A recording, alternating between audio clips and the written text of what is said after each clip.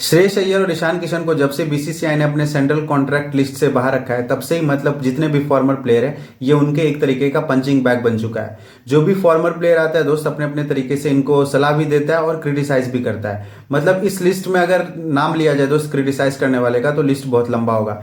पूरे इंडिया में तो बवाल मचा ही है दोस्त, और साथ साथ ये दोनों एक तरीके का पंचिंग बैग भी बन चुके हैं फॉर्मर प्लेयर्स का।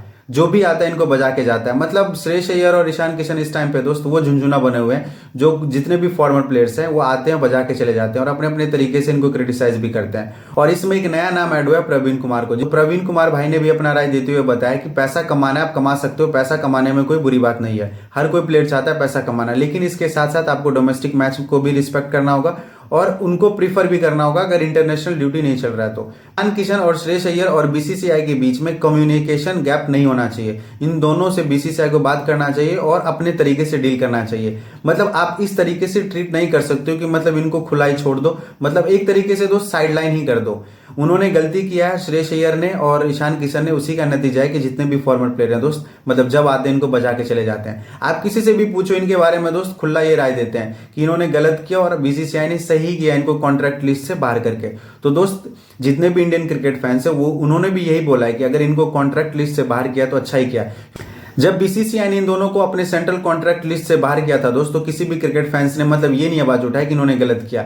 जो ये दोनों किए दोस्त उनका सजा इनको मिला भी, और अब नहीं लगता दोस्त एक साल तक ये मतलब स्कीम ऑफ थिंग में भी होंगे या वर्ल्ड कप की टीम में भी होंगे इन दोनों प्लेयर। पर इन दोनों प्लेयर का जो ये हाल है दोस्त, कोई भी प्लेयर इनको बजा के चला जाता है झुंझुना की तरह, ये इनका खुद का गलती है। जब बीसीसीआई ने इन दोनों को बोला था कि जाके डोमेस्टिक मैच खेलो तो दोस्त खेलना भी चाहिए। किसी भी प्लेयर को अपने आईपीएल के कॉन्ट्रैक्ट पे इतना घमंड नहीं करना चाहिए कि मतलब वो बीसीसीआई को छोटा समझे, क्योंकि डोमेस्टिक मैच की वजह से ही आपको आईपीएल कॉन्ट्रैक्ट मिला है, ना कि मतलब पहले आप डोमेस्टिक मैच खेले हो तब जाके आपको आईपीएल का कॉन्ट्रैक्ट मिला फिर जाके आप इंडिया टीम को रिप्रेजेंट किए हो।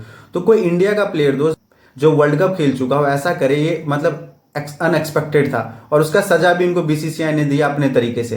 लेकिन ईशान किशन और श्रेयस अय्यर को मतलब क्रिटिसाइज करते हैं, लेकिन आप किसी भी प्लेयर से पूछो, हार्दिक पांड्या के बारे में भी बोल दो तो किसी का हिम्मत नहीं है। मतलब हार्दिक पांड्या भी दोस्त ऐसा प्लेयर है जो हमेशा चोट का बहाना बना के टीम से बाहर हो जाता है और जब मर्जी आसानी से टीम में इंटर कर जाता है। और किसी का भी फॉर्मर प्लेयर का हिम्मत नहीं है कि इनसे पूछ लें कि हार्दिक पांड्या के लिए कौन सा क्राइटेरिया रखा है। मानते हैं मतलब ऑलराउंडर है, ऐसा अभी प्लेयर नहीं है हम लोग के पास, लेकिन इतना भी क्या है कि आप किसी को इतना सर पे चढ़ा के रखोगे। तो प्रवीण कुमार भाई साहब इनको बजा के चले गए और मतलब इनका हिम्मत नहीं है कि हार्दिक पांड्या के बारे में क्वेश्चन पूछ ले। जबकि अगर आप प्रवीण कुमार का कुंडली निकालोगे तो इनका भी क्रिटिसिज्म, इनका भी जो जिंदगी है दोस्त क्रिटिसिज्म से ही भरा हुआ है। कभी ये मैच में अंपायर से उलझ जाते हैं, कभी ये किसी प्लेयर से भिड़ जाते हैं, तो इनका भी कुंडली कोई साफ सुथरा नहीं है। मतलब प्रवीण कुमार को भी कोई काम नहीं था दोस्त, मतलब अच्छा हुआ कि चलो बहती गंगा में इन्होंने हाथ धो लिया। लेकिन तो आप इनको एक बैलेंस्ड वे में क्रिटिसाइज करो, ऐसे नहीं कि मतलब जब कुछ भी बोल दो।